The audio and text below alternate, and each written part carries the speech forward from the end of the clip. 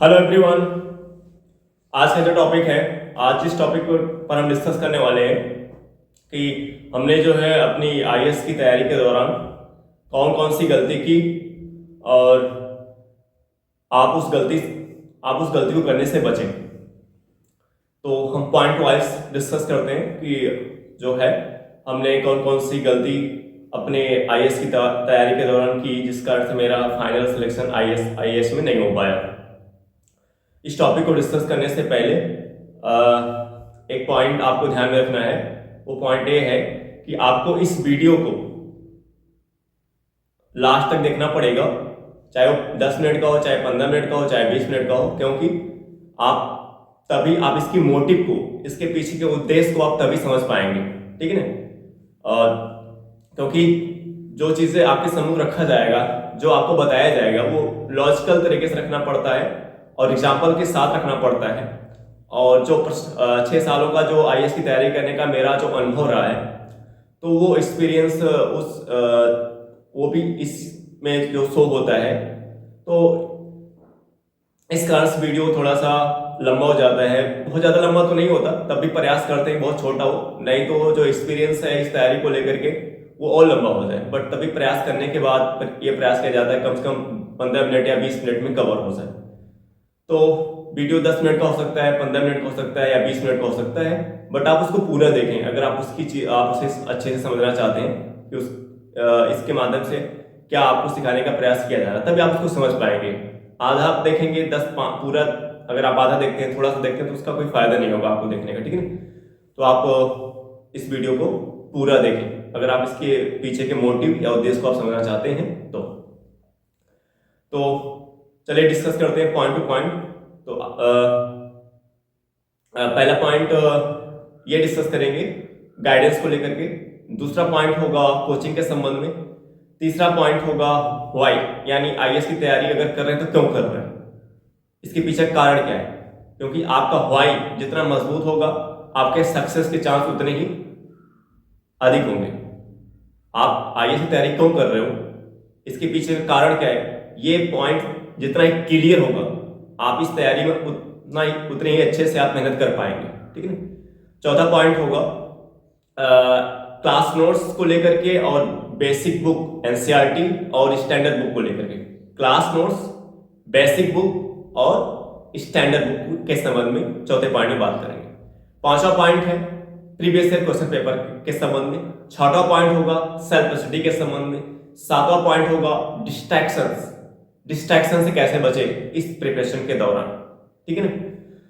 तो चलिए स्टार्ट करते हैं। पहला पॉइंट है गाइडेंस को लेकर के। तो जब मैं यूपीएससी की तैयारी करने के बारे में सोच रहा था और दिल्ली जाने के बारे में भी सोच रहा था, तो उस दौरान जो मेरे आसपास कोई ऐसा गाइडेंस अवेलेबल नहीं था जो मुझे बता सके कि इस तैयारी को आपको कैसे करना है, क्या क्या किन किन चीज़ों को आपको ध्यान में रखना चाहिए।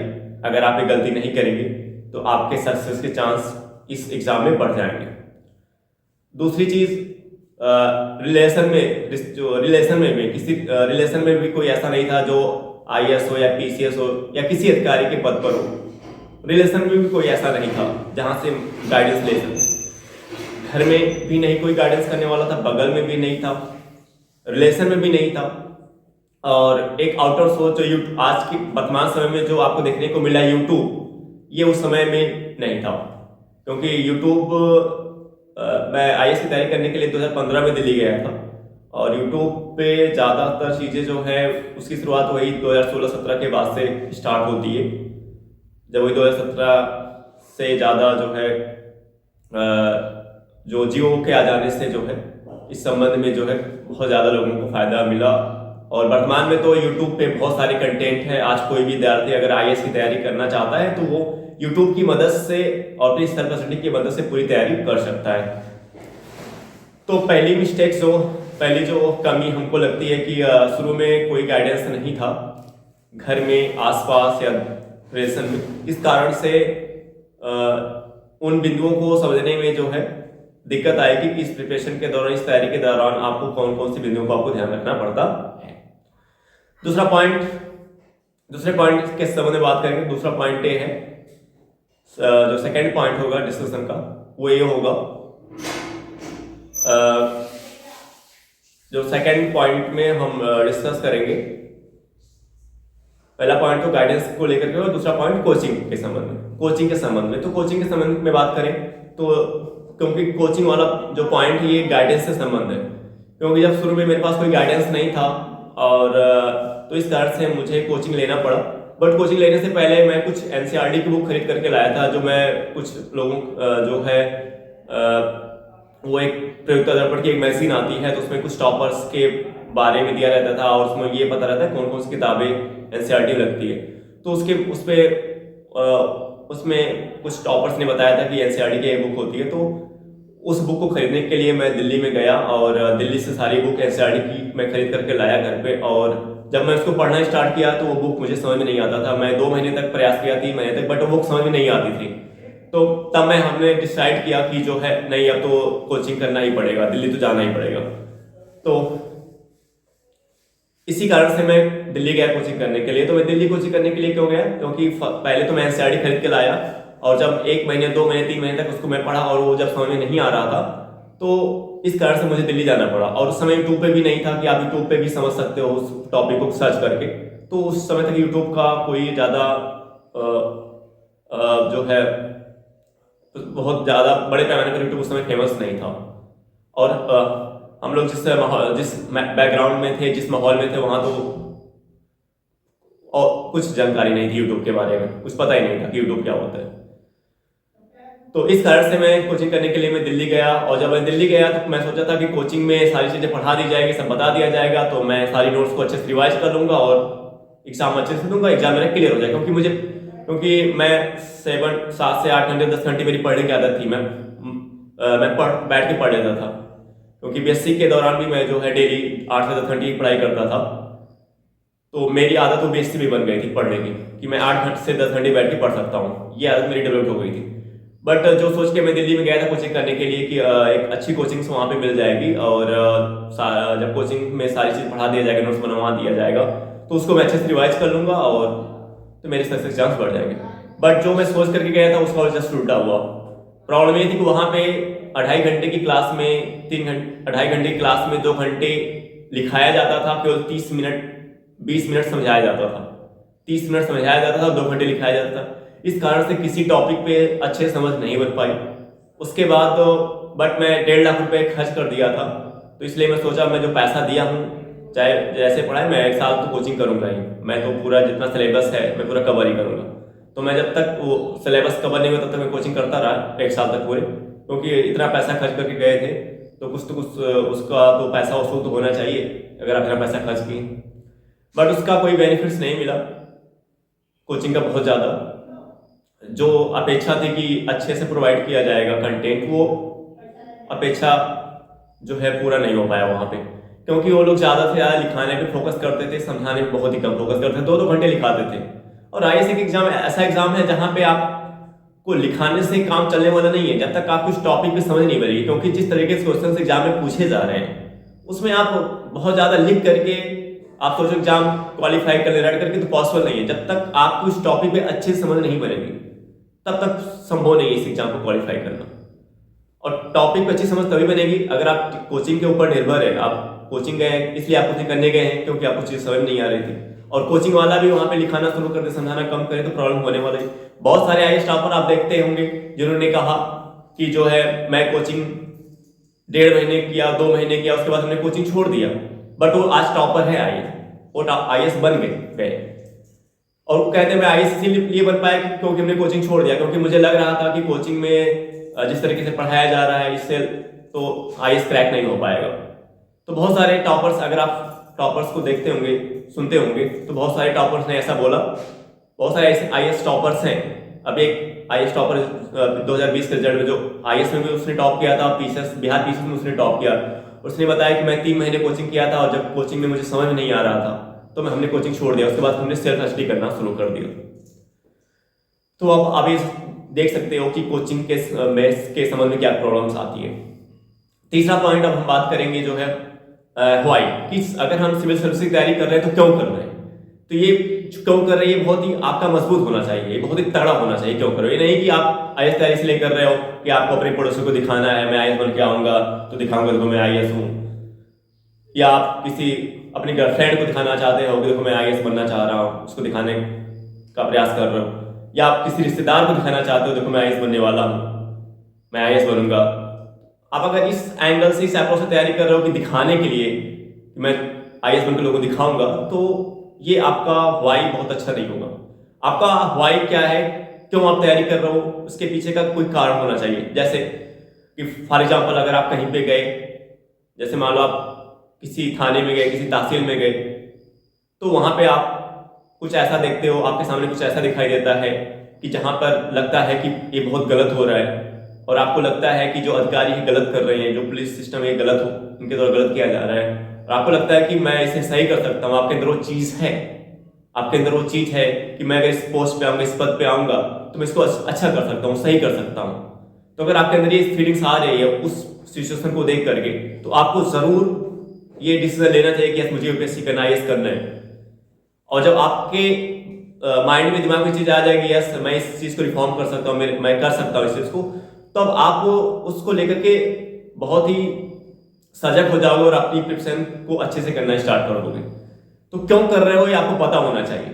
दिखाने के, आप आईएएस तैयारी करो किसी को दिखाने के लिए मत करो, कुछ करने के लिए करो कि क्या क्या मोटिव, क्यों कर रहे हो। जैसे बहुत से ऐसे कुछ मैं टॉपर्स एग्जांपल देता हूँ, बहुत सारे ऐसे टॉपर्स ने जिन्होंने अपने इंटरव्यू में कहा जो उनका कोई बचपन सपना नहीं था, लेकिन उनके साथ कुछ ऐसी सिचुएशंस आई, कुछ ऐसी परिस्थिति आई जिससे उन्हें आईएएस की तैयारी करने पे मजबूर कर दिया, और इस कारण से वो अपनी लाखों की जॉब छोड़ करके वो आईएएस की तैयारी करने आ गए, पीछे की तैयारी करने आ गए। उनके सामने कुछ ऐसी परिस्थिति हुई कि जिस कारण से उन्हें अपनी 1 लाख 1.5 लाख की जॉब को छोड़नी पड़ी आईएएस की तैयारी करने के लिए, कि उन्हें लगा कि नहीं मैं ये काम कर सकता हूं, यहां पे मुझे ज्यादा संतुष्टि होगी। कनिष्क कटारिया को भी आप, कनिष्क कटारिया का अगर आपने सेमिनार अटेंड किया होगा, उनके बारे में सुना होगा, यूट्यूब पे उनके कई सारे वीडियोस हैं, तो उनके माध्यम से भी पॉइंट बताया गया कि क्यों वो, एक समय था जब उनके पापा उनको आईएएस तैयारी करने के लिए प्रेस कर रहे थे, जबकि उनका मन नहीं था आईएएस तैयारी करने का। फर्स्ट टाइम उन्होंने दिया था, वो गए वैसे ही देकर के चले आए थे, उन्होंने कहा कि मेरा कोई इंटरेस्ट नहीं था। लेकिन उसके बाद कुछ चीजें उन्होंने देखी, उसके उसी डेरिंग्स कुछ चीजें उन्होंने देखा और उनको लगा कि नहीं मुझे आईएएस तैयारी करना चाहिए, और फिर उन्होंने डिसीजन लिया और उनकी फर्स्ट रैंक आई। तो आप आईएएस की तैयारी क्यों कर रहे हो, ये बहुत ही मजबूत पॉइंट होना चाहिए कि आप क्यों कर रहे हो, इसके पीछे कारण क्या है, इसके पीछे का लॉजिक क्या है, क्या आप चाहते हो। अगर आपका उद्देश्य है कि आप एजुकेशन में बहुत अच्छा करना चाहते हो, अगर आपका उद्देश्य है कि उन लोगों के लिए बहुत अच्छा करना चाहते हो जो समाज में पिछड़े हुए, बहुत ज्यादा पिछड़े हुए हैं, तो और वो आपको अधिकार चाहिए करने के लिए, और वो अधिकार आपको सिविल सर्विस एग्जामिनेशन से मिलेगा, ठीक है ना। तो क्यों कर रहे हो आप आईएएस तैयारी, इसके पीछे का एक लॉजिक क्या है, इसके पीछे कारण क्या है, इसके पीछे का लॉजिक क्या है, ये आपको पता होना चाहिए। जब ये पता होगा तभी आप डेडिकेशन से 8 से 10 घंटे डेली पढ़ पाओगे, और कुछ जितनी प्रॉब्लम आएगी उसको झेल पाओगे, और उस प्रॉब्लम को झेल करके आप आगे तब बढ़ पाओगे। नहीं तो अगर आपका वाई क्यों आप आईएएस तैयारी करोगे, अगर ये आपका तगड़ा नहीं होगा तो आप जानते हो क्या करोगे। आप एक दिन, एक हफ्ता, 10 दिन पढ़ने के बाद आप जब इसमें कभी कभी ऐसे टॉपिक पढ़ते हो उसमें बहुत ज्यादा प्रॉब्लम्स आती है, आप छोड़ दोगे, आप आगे बढ़ ही नहीं पाओगे, आपको लगे नहीं मेरे बस की बात ही नहीं। तो आप इस तैयारी, क्योंकि ये तैयारी काफी लंबा होता है, 1 साल का, 2 साल, 3 साल का समय, 4 साल का समय लग जाता है, तो आप 4 साल तक, 3 साल तक या 2 साल तक आप मैदान में तभी टिके रहेंगे जब आपको ये पता होगा कि आप आईएएस की तैयारी क्यों कर रहे हो। अगर आपको ये नहीं पता होगा कि आप आईएएस की तैयारी क्यों कर रहे हो, तो आप इसमें ज्यादा नहीं टिक सकते। 10 महीने, 1 महीने, 2 महीने, 3 महीने बाद आप इस तैयारी को खुद छोड़ दोगे। तो इसलिए अगर आप आईएएस की तैयारी करना चाहो तो आप सबसे पहले ये पॉइंट ढूंढो कि आप आईएएस तैयारी करने क्यों चाह रहे हो, ठीक है ना। चौथा पॉइंट ये है बेसिक बुक और स्टैंडर्ड बुक और क्लास नोट्स के संबंध में। तो आपको अधिक से अधिक जो है बेसिक बुक जो एनसीईआरटी होती है उसको अच्छे से प्रिपेयर करना है। इसके साथ कुछ स्टैंडर्ड बुक्स होती है, जैसे एम लक्ष्मीकांत होती है पॉलिटी के लिए, स्पेक्ट्रम होती है आधुनिक भारत के लिए, और कुछ बुक स्टैंडर्ड बुकें होती है।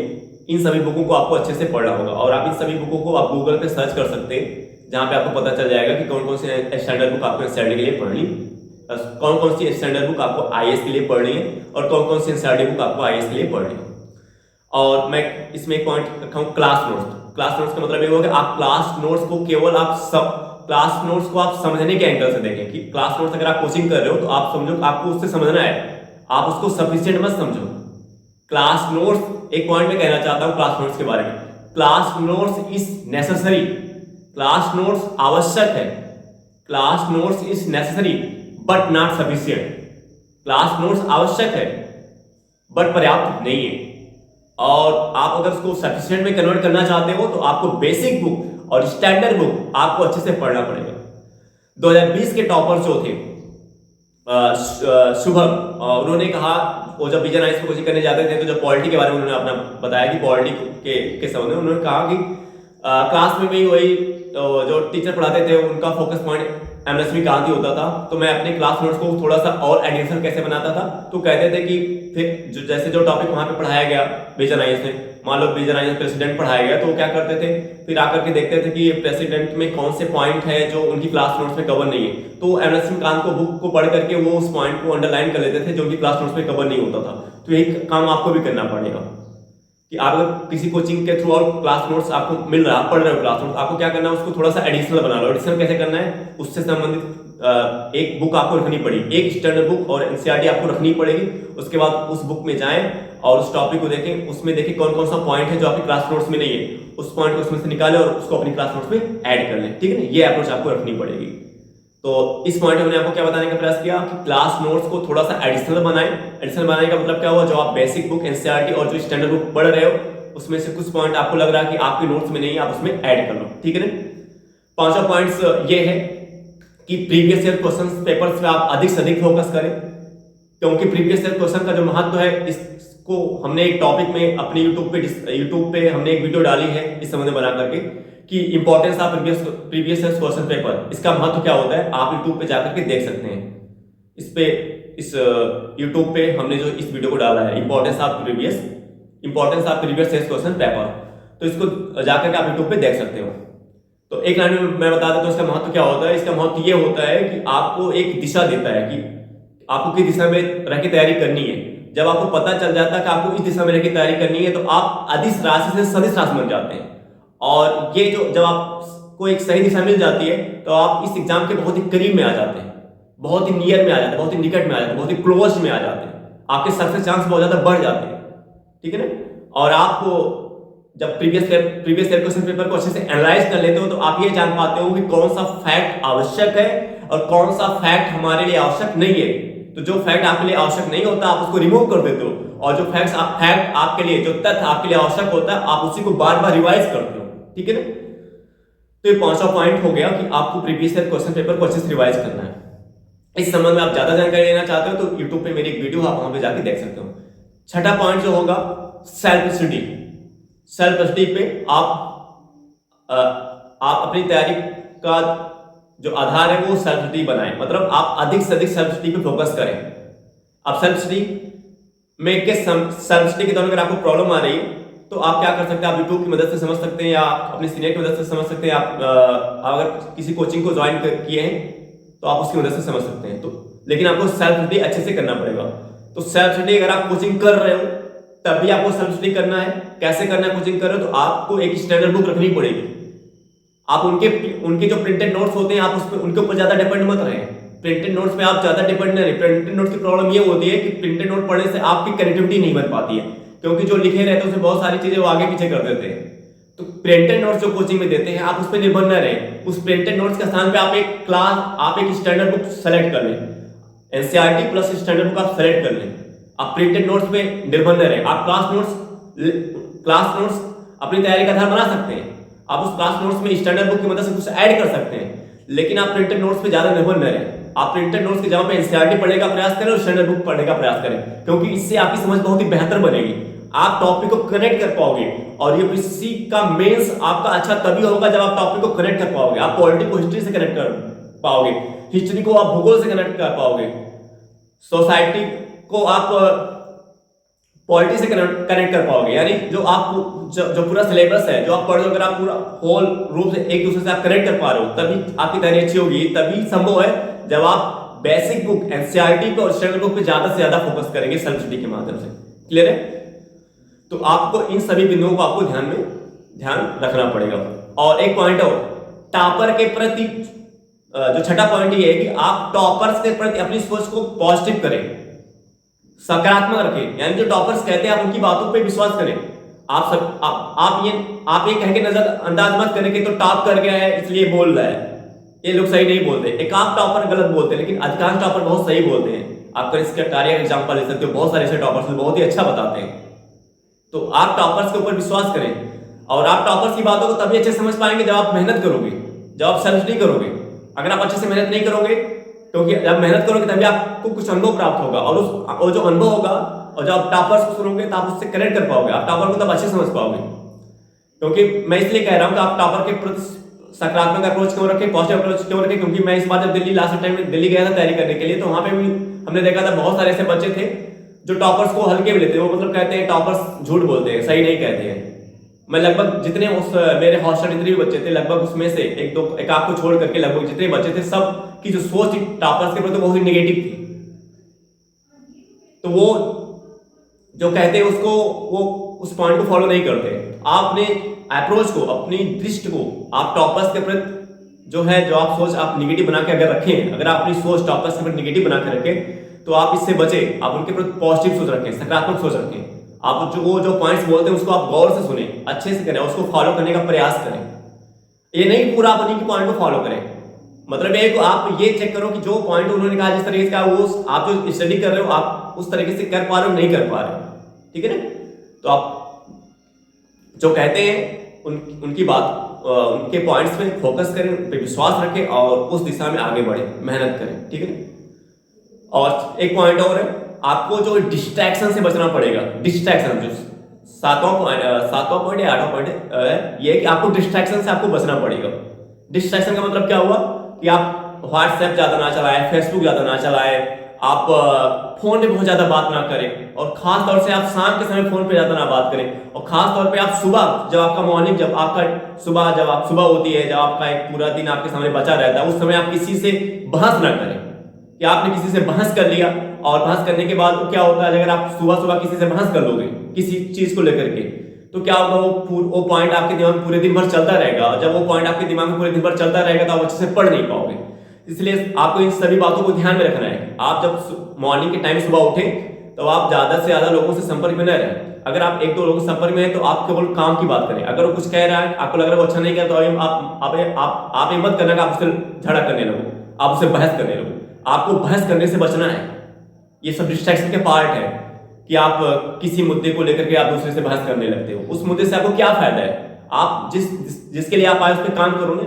जब आप सक्सेस होगे तभी तो आप उसको अच्छे से कर पाओगे। तो आप उन्हीं सक्सेस का वेट करो। तो आप ऐसे लोगों से क्यों अपना टाइम बेकार करते हो, खर्च करते हो बहस करके? तो आप जब सुबह उठे तो आप फेसबुक, मोबाइल, व्हाट्सएप इन सब से दूर रहें। यूट्यूब से आप उतने ही यूट्यूब का यूज करें जितना आपको आवश्यकता है, उस पर अधिक समय ज्यादा ना व्यतीत करें। और आप किसी से बहस करने से बचें, ठीक है ना? तो इन सभी, और एक पॉइंट है, रिश्तेदार, आपके पड़ोसी, आसपास क्या कह रहे हैं उसको अपने माइंड में रखें, उसको अपने आप दिमाग में मत रखें, उस पर ध्यान ही न लगे। क्योंकि अगर आप ऐसी तैयारी करने जा रहे हो तो आप एक योद्धा हो, और जो योद्धा होता है, अपने आप को योद्धा की तरह सोचो। आप अपने आप को क्रिकेटर की तरह सोचो कि जब आप मैदान को उतरते हो योद्धा के रूप में या क्रिकेट के रूप में, तो आप अपने केवल गोल में फोकस रहें। और एक योद्धा असली योद्धा वही होता है जो आसपास के डिस्ट्रैक्शन को पे ध्यान नहीं देता है, वो अपने केवल गोल में फोकस करता है कि मेरा ये गोल है, मैं इसी पे काम करूंगा। तो अपने आप को एक योद्धा के रूप में देखो, अपने आप को क्रिकेटर के रूप में देखो। कौन क्या कह रहा है उसको माइंड में मत रखो, उसको दिमाग में मत रखो। अगर आप उसको दिमाग में रखोगे तो आप अपनी तैयारी को अच्छे से नहीं कर पाओगे। तो जो लास्ट पॉइंट हमने आपको क्या बताया कि आपको डिस्ट्रैक्शन से बचना पड़ेगा। अगर आप इस एग्जाम में अच्छा करना चाहते हो, आप कम समय में सेलेक्ट होना चाहते हो, तो आपको डिस्ट्रैक्शन को अभी से अवॉइड कर देना पड़ेगा। आप अपने आप को क्रिकेटर के रूप में, अपने आप को योद्धा के एंगल से सोचने की आपको जरूरत है, ठीक है ना? Thank you everyone. अब हम नेक्स्ट वीडियो में आपसे मिलेंगे।